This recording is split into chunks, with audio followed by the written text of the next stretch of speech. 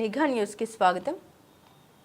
శృంగవరపుకోట కొత్తవలస మండల కేంద్రంలో గల ఓ ప్రైవేట్ కళాశాలలో సిఐవిఎన్ మూర్తి కొత్తవలస సిఐ షణ్ముఖరావు ఆధ్వర్యంలో డ్రగ్స్ వాడటం వల్ల కలిగే నష్టాల గురించి రాష్ట్ర పోలీస్ శాఖ ఎంత పటిష్టాత్మకంగా పనిచేస్తుంది, డ్రగ్స్ వాడడం వల్ల కలిగే నష్టాల గురించి ప్రజలకు తెలిసే విధంగా పాయకరపేట నుండి ఇచ్చాపురం వరకు సుమారు 600 కిలోమీటర్లు సైకిల్ ర్యాలీగా 25 మంది కానిస్టేబుల్తో అవగాహన కల్పించేందుకు సైకిల్పై ర్యాలీ చేస్తూ స్కూళ్లలో కాలేజీలో విద్యార్థులకు అవగాహన కల్పిస్తూ వాటి వల్ల జరిగే నష్టాల గురించి వివరిస్తూ ఈ యొక్క ర్యాలీ నిర్వహించేందుకు మన రాష్ట్ర పోలీస్ శాఖ వారు సహకారం అందించడంతో ఈ ర్యాలీ నిర్వహిస్తున్నామని తెలిపారు. ఈ కార్యక్రమంలో ఎస్ఐలు చంద్రశేఖర్, సత్యనారాయణ మరియు కానిస్టేబుల్ పాల్గొన్నారన్నారు.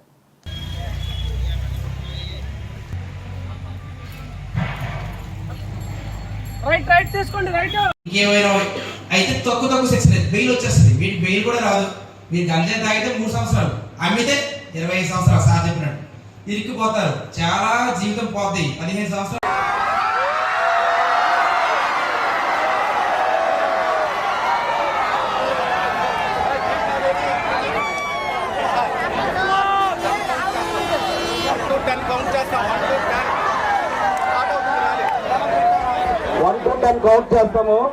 మంచోడు వద్దురా అంటాడు.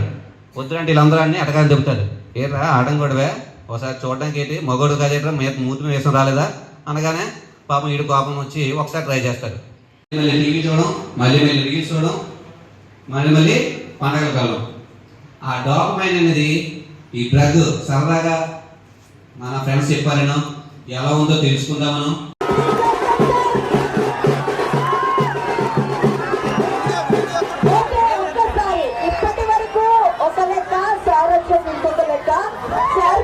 వారి మాటల్లో ఈరోజు కార్యక్రమాన్ని ఉద్దేశించి ఒక 2 మాటలు యువతను ఉద్దేశించి మాట్లాడవలసిందిగా రిక్వెస్ట్ చేస్తున్నాము. శ్రీ కోళ్ళ లలిత కుమారి గారు కూడా రాబోతున్నారు కాసేపట్లో. కాబట్టి కార్యక్రమం స్టార్ట్ అవుతుంది. మీరందరూ సంయమనం పాటించి నిలబడి చూడండి. అండ్ సార్ చెప్పినట్టు మీరు కిందకి పెడుతున్నారు కదా నాన్న ప్లకార్డ్స్ అవన్నీ కొంచెం పైకి. సరే, డ్రగ్స్ అబ్యూజ్, డ్రగ్స్ రహిత సమాజం సంక్షేమానికి సంకేతం. ఇది నినాదం. అంటే డ్రగ్స్ ఉంటే సమాజం సురక్షితంగా ఉంటుంది. మీరు ఎప్పుడైనా నెట్ఫ్లిక్స్లో సిరీస్ చూస్తుంటారు ఎవరైనా? ఈ మధ్యన ఒక సిరీస్ వచ్చింది. ఆ సిరీస్ గురించి అందరికీ తెలిసే ఉంటది.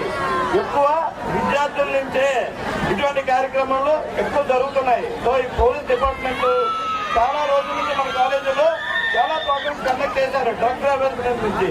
సో మీరు దీన్ని మీరు ప్రతి విద్యార్థి ఇంకో విద్యార్థికి చెప్పి, అలాగే ఎడ్యుకేషన్ రంగంలో కూడా మోటివేట్ చేసి ఈ డ్రగ్ వల్ల ఎన్ని కుటుంబాల నాశనం, బాధితులు వారి అమాయకత్వాన్ని, వారి ఫ్యూచర్ ని నాశనం చేయడానికి అలాంటి చర్యలకు పాల్పడుతుంటారు. వాళ్ళు బాధితులు మాత్రమే.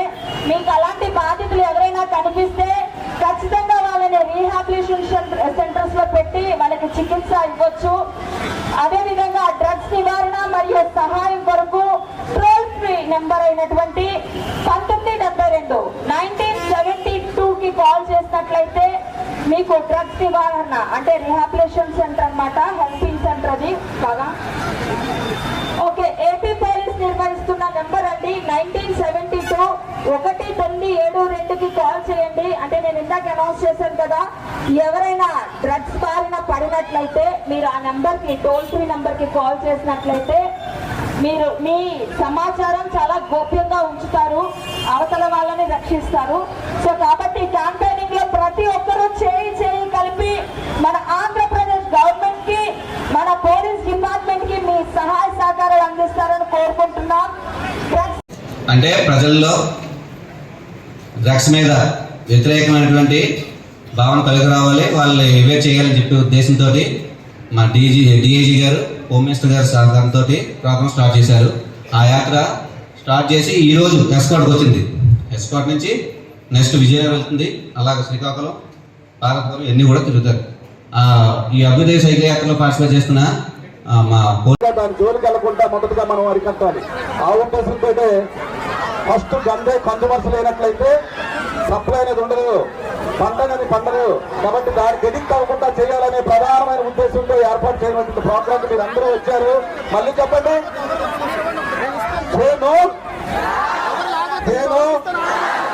మీరందరూ సహకరించి వాళ్ళు చెప్పినటువంటి విషయం ఎందుకు ఇలాంటి వినూత్నమైన ప్రోగ్రామ్ కండక్ట్ చేయడం జరిగింది అనేది మీరు అందరూ అర్థం చేసుకోవాలి. మనకు గెస్ట్ గా మన డిఎస్పీ గారు సార్ కూడా వచ్చేస్తున్నారు. అలాగే ఇక్కడ వక్తలు కూడా విచ్చేశారు. 1 by 1 మాట్లాడతారు. లాస్ట్ లో నేను మాట్లాడతాను. Thank you.